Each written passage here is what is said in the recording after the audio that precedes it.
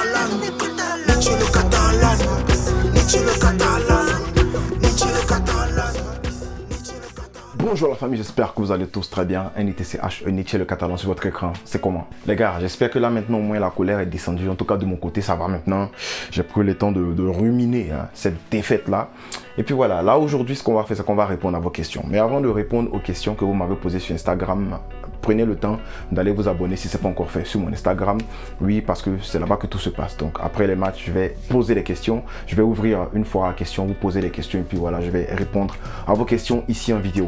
Donc prends le temps de mettre un like. Voilà, même si actuellement ce que le Barça fait, ça ne nous plaît pas. N'oublie pas de poser ton like parce que ça soutient la chaîne. Et puis abonne-toi. En fait, fais toutes les bonnes choses que les youtubeurs demandent à leurs abonnés de faire. Voilà, ça va me faire plaisir. Voilà, mais avant de commencer, avant de parler des questions, avant de répondre à vos questions, il y a encore un blessé. Et c'est nul d'autre que Lewandowski. Lewandowski qui est blessé actuellement. Et voilà, il se rajoute sur la longue liste de blessés. Les gars, franchement, ça énerve. Pourquoi? Parce que tu avais déjà perdu ton meilleur passeur, tu avais perdu ton joueur qui créait le plus de déséquilibre sur le côté, le joueur le plus dangereux, l'un des meilleurs dribbleurs de la Ligue, même d'Europe actuellement, qui est Ousmane Dembélé. En plus, tu as perdu ton buteur clutch, tu as perdu ton mec qui te coulait des buts importants dans les matchs importants quand c'était 0-0, le mec qui va te sortir un truc créatif, qui va marquer un but important, bien le mec qui va créer un déséquilibre dans le milieu avec une bonne passe, avec un run, avec en fait tu as perdu ton cerveau, tu as perdu ton métronome qui était Pedri et là maintenant tu te permets de perdre ton meilleur buteur. Voilà, on sait Lewandowski actuellement le niveau c'est pas bon depuis la Coupe du Monde pour peut-être plusieurs raisons. Ça demande une vidéo, ça demande d'analyser vraiment en détail tous ces matchs parce que le match précédent c'était voilà contre Almeria, même des contrôles il n'arrivait pas à faire. On ne sait pas, mais là, on nous dit que Lewandowski, c'est surcharge musculaire. Donc, tu te dis, frérot, voilà, est-ce que ça n'explique pas un peu sa méforme? Est-ce qu'il y a un problème? On le sait, Lewandowski, c'est un buteur. C'est un mec qui est talentueux. Mais les matchs qu'il nous a sortis, qu'il nous a pondus récemment, franchement, c'était bizarre. Donc, on nous fait sortir cette news et puis moi j'essaie un peu de lui donner le bénéfice du doute parce que on connaît le profil du mec, on savait à quoi s'attendre lorsqu'il arrivait, mais c'était surtout pas une performance comme ça contre Almeria. On s'attendait à des buts, on s'attendait au moins du décrochage et tout, mais il arrivait même plus à faire ça. Donc est-ce que c'est pas à cause de ce problème là? On va voir. Donc Lewandowski sera absent 2 semaines et voilà, le Barça maintenant qui avait voulu tourner pour s'apprêter contre le Real Madrid où il fallait pour moi remporter un match important.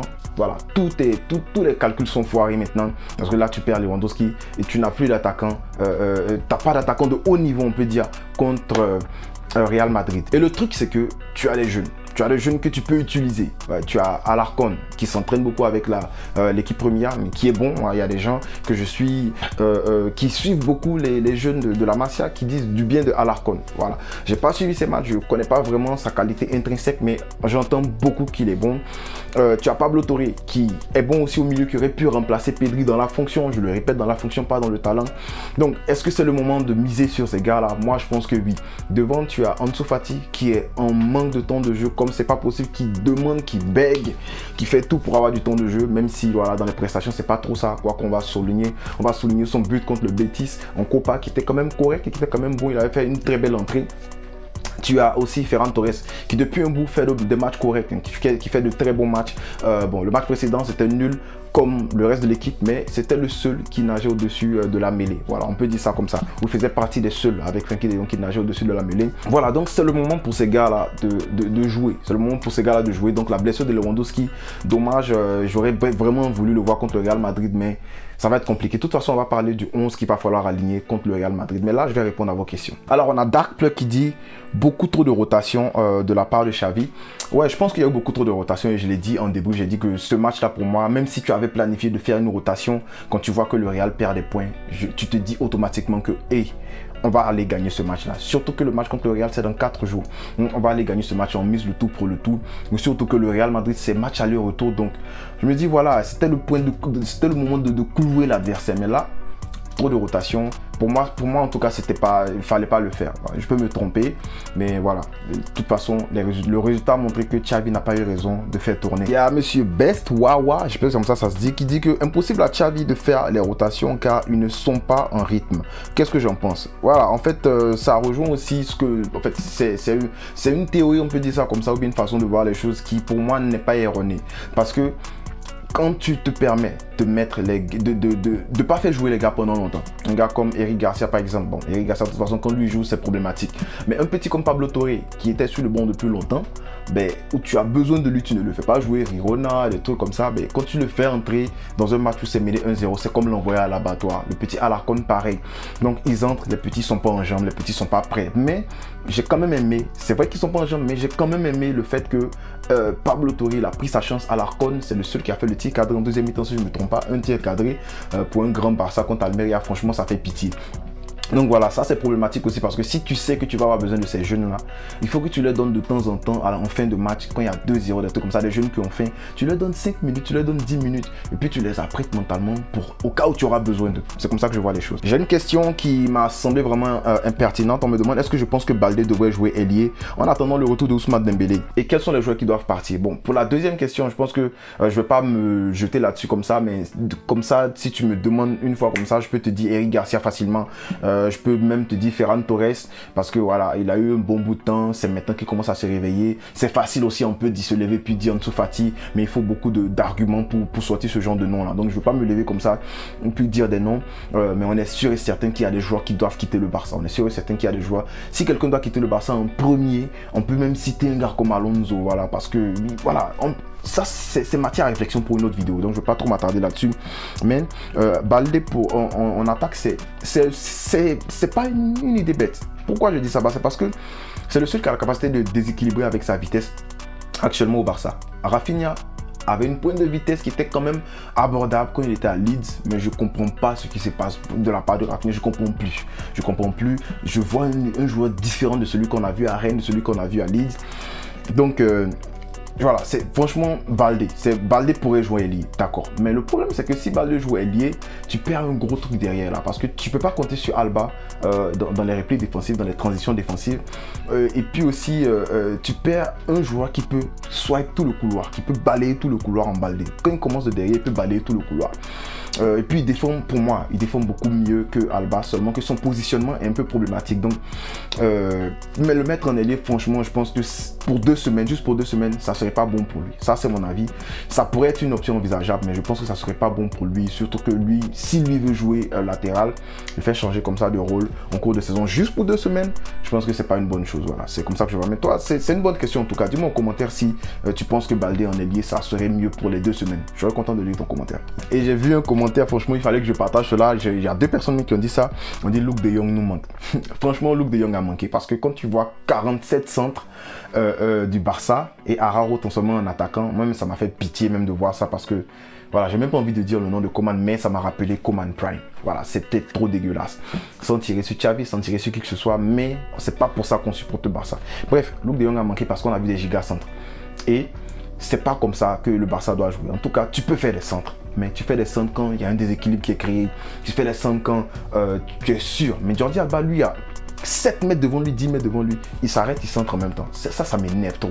Bref, mais je comprends qu'on dit Luuk de Jong a manqué. On a l'Afrique catalane qui dit historique, record clean sheet, première défaite contre Almeria de l'histoire. Excellente saison. Qu'est-ce que tu veux que je dise, frérot? La saison, en fait, il faut se rappeler que c'est depuis octobre que le Barça a perdu en La Liga. Donc, il y a des gens qui oublient ça. Oui, Xavi a fait une très grosse gaffe et je le dis, si en fin de saison, il ne remporte pas la Liga, il a des problèmes avec moi, c'est sûr. Parce que sa gestion, c'est pas catastrophique en tant que tel, mais c'est trop problématique. Ses choix sont problématiques. On peut dire que ses choix durant les matchs sont catastrophiques, sa rotation.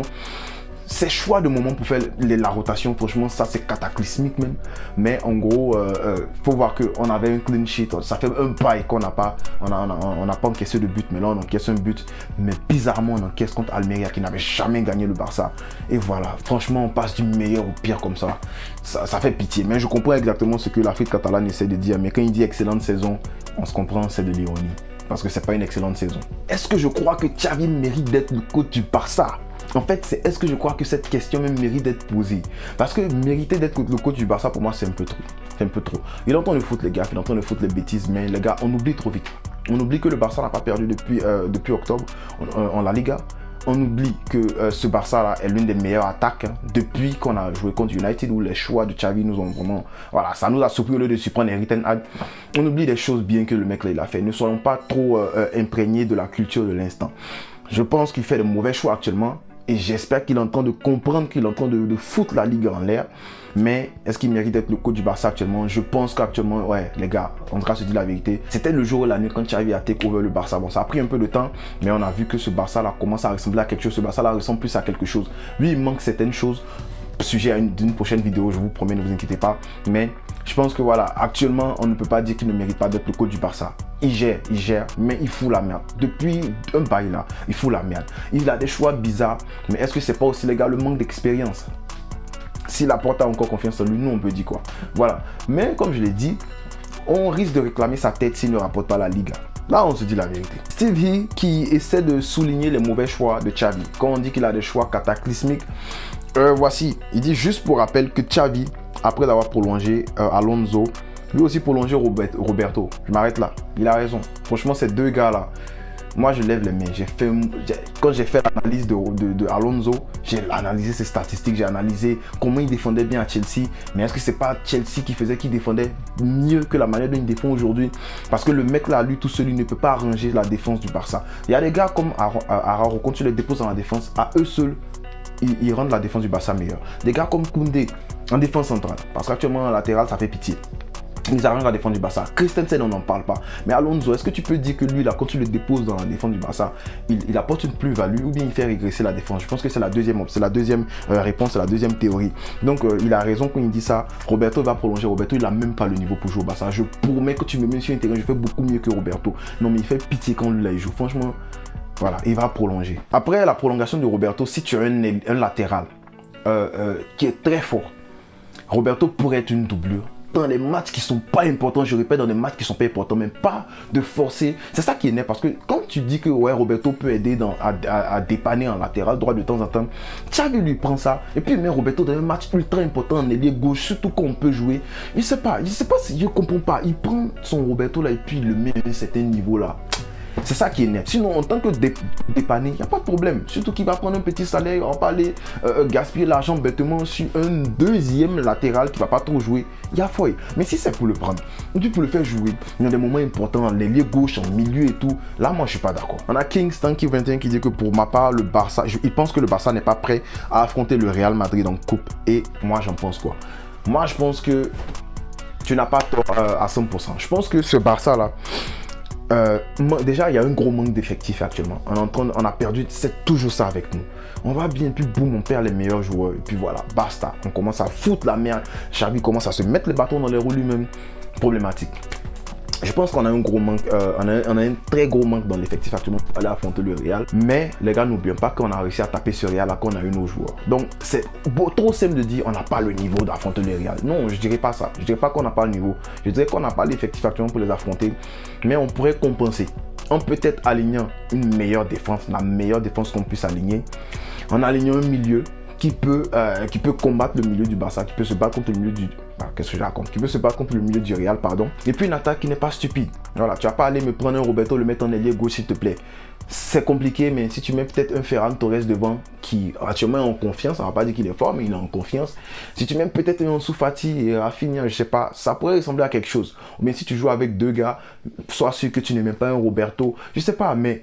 il faut essayer de tweak, comme on dit en anglais. Il faut essayer de raccommoder les choses pour avoir au moins de la gueule, pour ne pas perdre bêtement contre le Real. Moi, je dirais même qu'aller contre le Real actuellement, ça reviendrait à essayer de ne pas perdre, essayer de matcher les gars, et puis d'attendre que Dembélé et puis Lewandowski et puis Pedri reviennent pour faire un match retour plein. Voilà. De toute façon, on va parler de ça dans l'avant-match. Merci d'avoir suivi la vidéo. Si tu n'es pas d'accord avec quelque chose, je serais content de t'entendre en commentaire parce que je vais répondre à ton commentaire. N'oublie pas de liker, partager, commenter parce que ça soutient la chaîne. On ne cessera jamais de le dire, frérot. Pesca, El Barça.